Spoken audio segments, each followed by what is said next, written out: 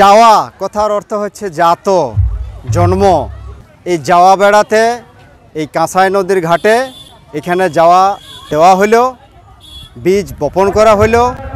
এই বীজকে সামনে রেখে প্রত্যেক দিন পরবের 7 দিন আগে এটা হয়, 5 দিন আগে হয়, 3 দিন আগে করা হয়। এরপর প্রত্যেক দিন সেই ডালি গ্রামের মহিলারা সামনে রেখে, মহিলা এবং পুরুষ সকলে মিলে সেই যাওয়া ডালিটাকে সামনে রেখে তার 4 দিক তারা নৃত্য পরিবেশন করবেন ছন্দে, গানের সঙ্গে সঙ্গে। এই করমের নির্দিষ্ট গান আছে, সেই গান দিয়ে সেটা শুরু করা হয়। যে যাওয়া, এই যে জাত যারা যাওয়া দিলেন, পাতিলেন, যাওয়া পাতিলেন, তারা আগে হলেন ওই যাওয়ার মা। একজন মা তার সন্তানের প্রতি যেমন খেয়াল রাখেন, সন্তানকে লালন পালন করেন, ঠিক সেই রকমভাবে সেই যাওয়া মায়েরা তার যাওয়ার জন্যে ঠিক সেই রকমভাবে লালন পালন করে তুলবেন। যার কারণে প্রত্যেক দিন নিয়ম করে কবর চলের ছড়া দিয়ে সেই মাড়ুলি দেওয়ার পরে সেইখানে যাওয়া ডালি রেখে নিয়মিতভাবে তারা করমের দিন পর্যন্ত তারা সেখানে নৃত্য পরিবেশন করবেন গান সহযোগে, নির্দিষ্ট গান সহযোগে। এই যাওয়া ডালি এগুলো যারা মাইলির কাজ করে, ডোম, তাদের ঘর থেকে এটা নেওয়া আসা হয়। তাদের সঙ্গে আমাদের একটা আত্মিক সম্পর্ক আছে, ঠিক আছে।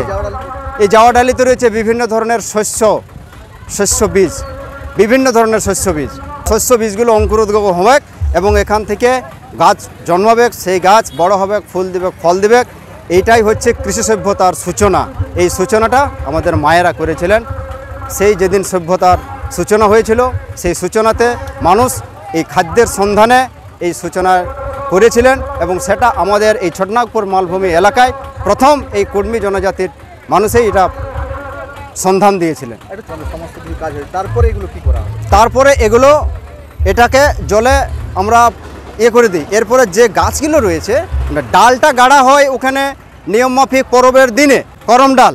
সেই করম ডালকে সামনে রেখে আমরা ওই যে ডালটা, ওটাকে আমরা দেবতা আকারে ওকে আমরা শ্রদ্ধা দিই। সেই ডালকে সামনে রেখে এই যাওয়া ডালি, যাওয়া মায়েরা সামনে রেখে তার সমস্ত নিয়মকানুন, সেই যে 7 দিন আগের থেকে কে কীভাবে নিয়মকানুন পালন করেছে না করেছে তার সেখানে সমস্ত রকম গুণাগুণ বিচার হয়। সেই বিচার করার পরে সেই জায়গা থেকে এরপর আমরা ওই ডালটা পরের দিন ভাসিয়ে দিই। কিন্তু এই যে অঙ্কুরোদ্গম যে শস্যগুলো, সেই শস্যগুলো কিন্তু সযত্নে বিভিন্ন জায়গায় আমরা সেটাকে রোপণ করে দিই, যার থেকে আমরা আগামী দিন ফুল ফল আমরা পাবো। কাজগুলো মূলত করে থাকে জনজাতির মানুষ, তার মধ্যে থেকে আদিমতম জনজাতি এই কুর্মী জনজাতির মায়েরাই এটাকে করে থাকেন।